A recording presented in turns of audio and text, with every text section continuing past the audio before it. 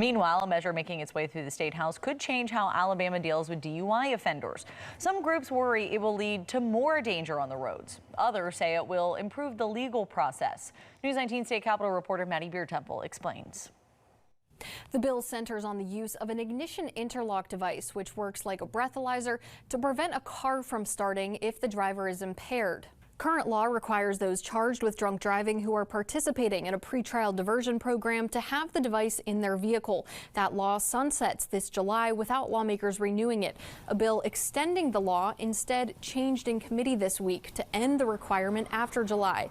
Lawmakers say judges know best when it comes to these cases and they shouldn't be bound by mandate. This one allows the judge to have the discretion based on what they see as the merits of each individual case. Retired circuit court judge for Baldwin County Lang Floyd supports the change. He's dealt with DUI cases and says a one-size-fits-all approach isn't the best way to handle drunk driving offenses. It's always best for judges to have discretion.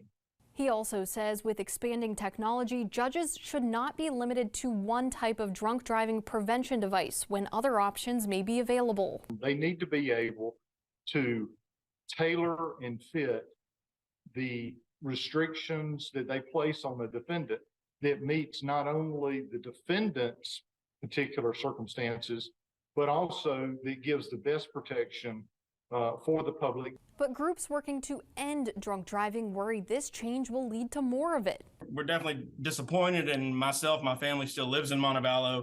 I'm a little scared if they repeal this. Sam Matthews with Responsibility.org urges lawmakers to reconsider. The best indicator of someone getting a DUI in the future is that they've gotten a DUI in the past. And ignition interlocks right now are the best technology that we have available to law enforcement. It should be noted at least one of Responsibility.org's corporate patrons, Driven by Safety Inc., produces these devices. But they're not the only group who's spoken out about this bill. In a letter from Alabama Law Enforcement Secretary Hal Taylor to legislative leaders at the start of the session, he says ALEA supports the extension of the requirement, writing that without it, quote, "I firmly believe this will negatively impact public safety."